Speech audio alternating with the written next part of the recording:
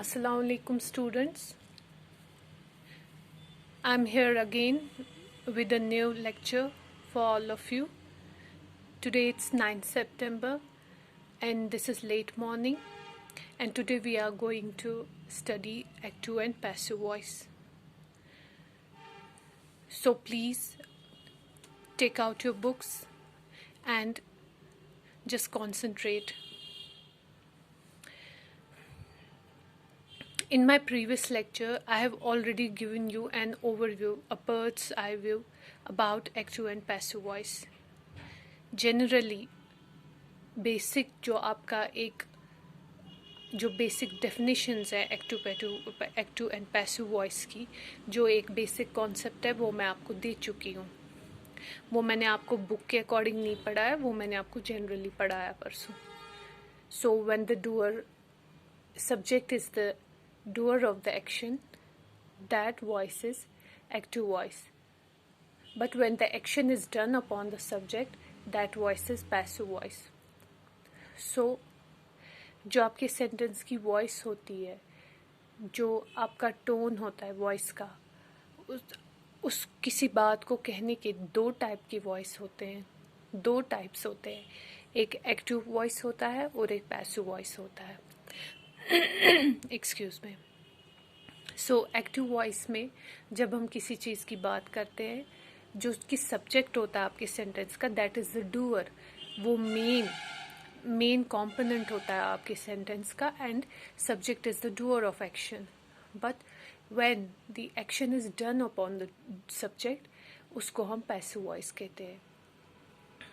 तो आप देख सकते हैं आपके सब्जेक्ट और ऑब्जेक्ट की जो है, उनकी जो पोजीशन होती है सेंटेंस में, वो भी एक्सचेंज हो जाती है आपस में. सब्जेक्ट आपका जो ही एक्टिव पैसिव से या पैसिव एक्टिव टू पैसिव हम चेंज करते हैं वॉइस, या from passive to active change करते हैं. So the position of both subject and the object gets interchangeably changed. So let's have a look on your book. So active and passive voice. Let me take it a bit closer. Okay. The form of a verb that shows whether the subject of a sentence does an action or an action is done upon it is called voice. तो मैंने आपको बता दिया, voice जो है, voice आपने अगर कोई बात कही है, if there is a sentence, a statement, a question, किसी भी फॉर्म में, any kind of sentence, any kind of statement you are giving, whether it's interrogative, it's affirmative, किसी भी किस्म की स्टेटमेंट आप दे रहे हैं, whether it's a suggestion, whether it's an exclamatory statement sentence, जो वॉइस जो है, वॉइस आपका जो है, वॉइस किसको हम कहते हैं? जब आपकी स्टेटमेंट में या आपके क्वेश्चन में जो फॉर्म ऑफ वर्ब है, जब वो डिसाइड करती है, जो वर्ब है आपके सेंटेंस का, एक्शन जो है वो डिसाइड करता है, वो शो करता है कि जो सब्जेक्ट है सेंटेंस का, the subject of a sentence, वो एक्शन कर रहा है, या एक्शन जो है, या एक्शन उसके ज़रिए हो रहा है. Action is done upon it, action किया जा रहा है सब्जेक्ट पे, या सब्जेक्ट एक्शन कर रहा है. तो ये उसको कहते हैं हम वॉइस. और ये किससे पता चलता है? The form of verb we are using. जिस तरीके का एक्शन हम यूज़ कर रहे हैं वो डिसाइड करता है आपकी वॉइस में, वो डिसाइड करता है कि ये एक्टिव वॉइस है, पैसिव वॉइस है. If the subject of a sentence is doing an action, that means it's an active voice. And if action is done upon the subject, that means it is passive voice. A verb is in the active voice when its form shows that an action is performed by the subject. So there is no need to make it more complicated. We can take simply 2 points. Just simple. I will try to make it as simple as possible. जितना मुझसे हो सकेगा मैं इसको उतना simple बनाऊंगी. सो अभी तक के लिए, till now, I can give you 2 important points. Number 1, when subject does an action,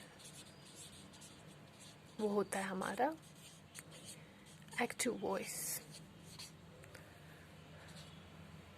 When action is done upon the subject, आपका ये important है, subject और action, number 1. Number 2, when action is done upon the subject,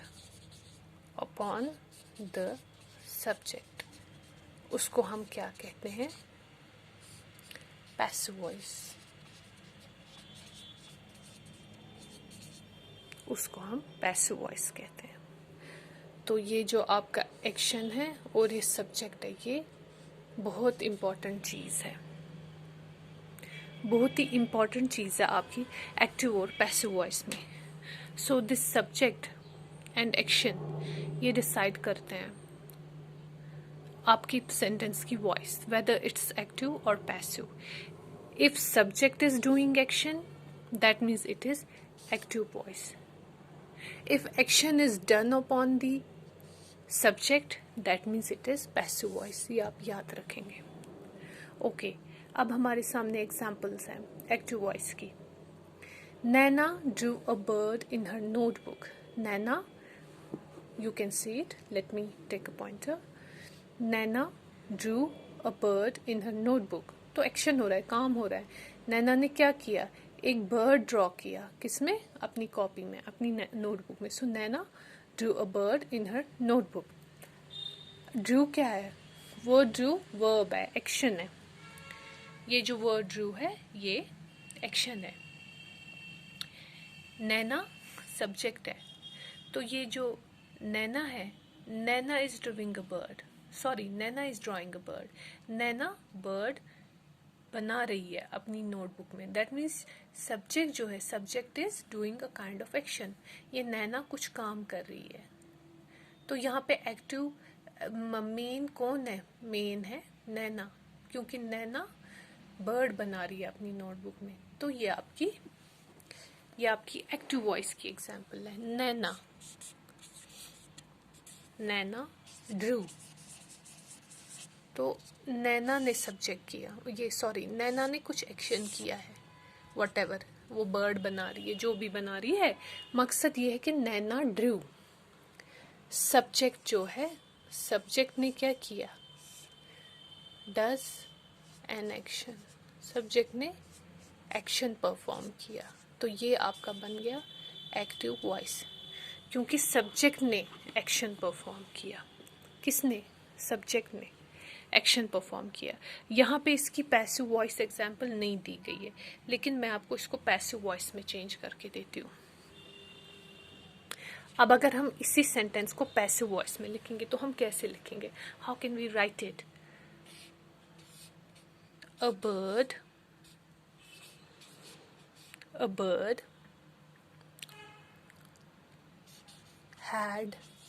had क्यों लगाया? क्योंकि already past form में drew. Draw present form, past form drew. A bird had been drawn by Nana.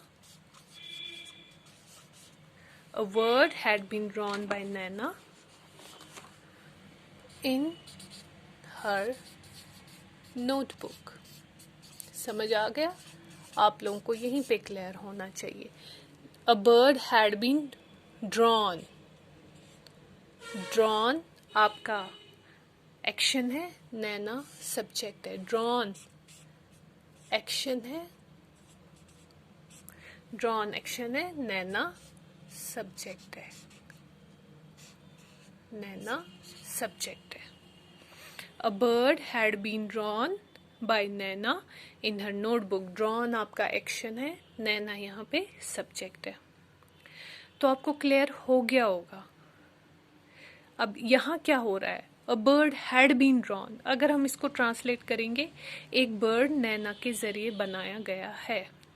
तो यहाँ पे इस सेंटेंस में जब ऐसा सेंटेंस होता है कि ये काम उसके ज़रिए किया गया है, ये काम इसके ज़रिए किया गया है, वो होती है एक्टिव वॉइस। अगर हम कहेंगे नैना ने ये काम किया, उसने ये काम किया, तो इस किस्म के सेंटेंसेस को हम बोलते हैं एक्टिव वॉइस। तो वो सेंटेंसेस किस वॉइस में? एक्टिव वॉइस में। लेकिन अगर हम कह रहे वो काम उसके ज़रिए किया गया, इसके ज़रिए किया गया, दैट मीन्स वो पैसिव वॉइस है। Action is done upon the subject. तो इस केस में, एक्टिव वॉइस के केस में क्या था? एक्टिव वॉइस के केस में था सब्जेक्ट एक्शन परफॉर्म कर रहा था, subject does an action. But now in the case of passive voice, action is done upon the subject. Let me write it, then I will focus my camera on it.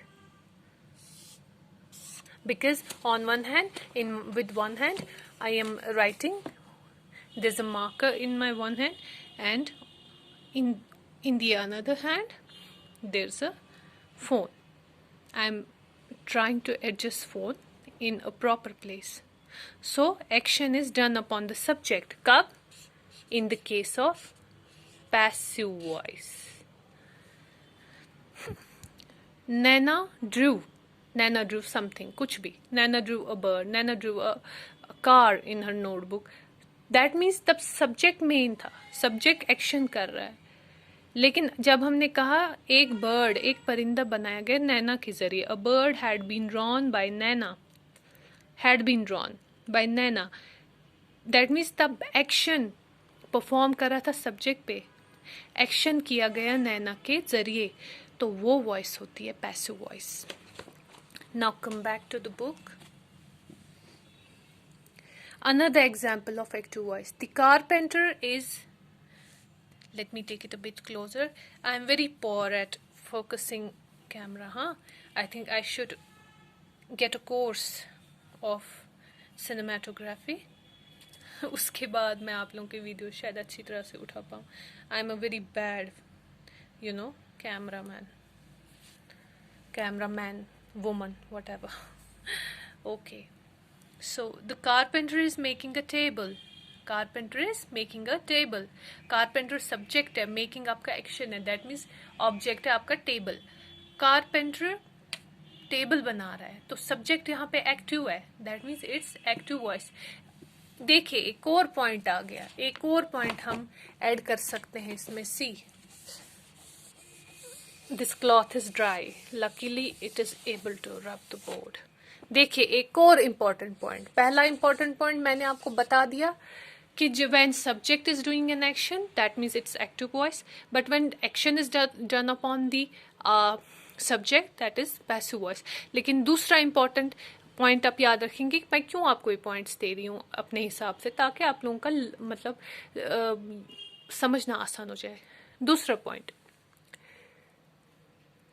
अगर subject आपका passive है, active है, active, ये काम इसने किया, subject active है, जिस सेंटेंस में सब्जेक्ट एक्टिव है वो एक्टिव वॉइस होता है. एक्टिव है, मेन है, काम कर रहा है. लेकिन जिस सेंटेंस में आपका सब्जेक्ट का ही सारा खेल है, सब्जेक्ट जिस तरीके का होगा उसी तरीके की वॉइस बनेगी.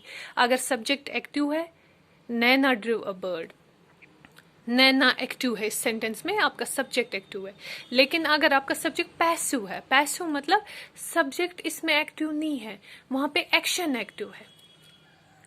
अ bird had been drawn by Naina in her notebook, एक बर्ड बनाया गया नैना के जरिए, यहाँ नैना एक्टिव नहीं है, यहाँ action, a bird had been drawn, यहाँ आपका एक्शन एक्टिव है, आपका एक्शन एक्टिव हो गया. सो जिस सब्जेक्ट में आपका जिस सेंटेंस में आपका सब्जेक्ट एक्टिव है वो एक्टिव वॉइस होता है. लेकिन जिस सेंटेंस में आपका सब्जेक्ट पैसिव है, ज्यादा एक्टिव नहीं है, मतलब बिहाइंड द स्क्रीन जा रहा है, बिहाइंड द शो जा रहा है, आपका एक्शन ही ज्यादा मेन दिख रहा है, तो वो होता है पैसिव वॉइस. मैं आपको एक सिंपल सी एग्जांपल दूंगी.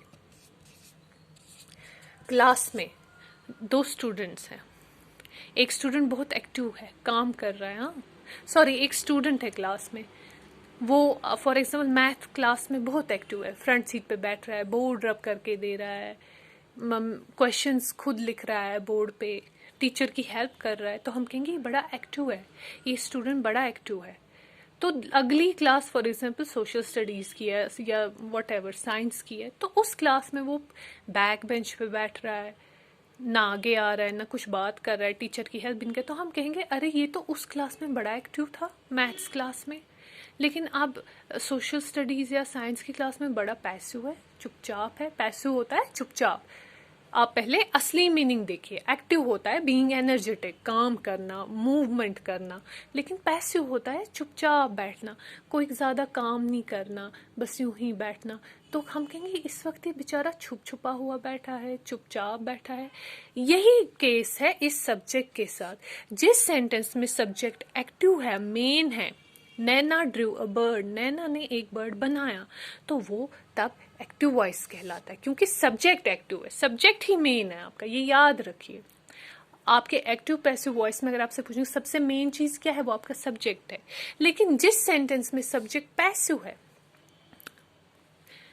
मेन काम नहीं है इसका, एक्शन को ही हम ज्यादा इंपॉर्टेंस दे रहे हैं। हम कह रहे हैं एक बर्ड नैना के जरिए बनाएंगे, हम नहीं कह रहे नैना ने बर्ड बनाया, एक बर्ड नैना की, यानी हम बर्ड को, बर्ड के बनाने को, उस बर्ड को ज्यादा इंपॉर्टेंस दे रहे हैं, उस बर्ड के बनने को। A bird has been made, subject ने ऑब्जेक्ट की जगह ले ली, ऑब्जेक्ट ने सब्जेक्ट की। एक्टिव वॉइस में सब्जेक्ट मेन था, लेकिन अब ऑब्जेक्ट और एक्शन मेन आ गया। पहले सेंटेंस में एक्टिव वॉइस में subject was doing an action, but now in passive voice an action is done upon the subject, और जगह चेंज हो गई। देखिए जगह चेंज हो गई, पोजीशन चेंज हो गई। ये देखिए आप अपनी बुक पे देखिए, सी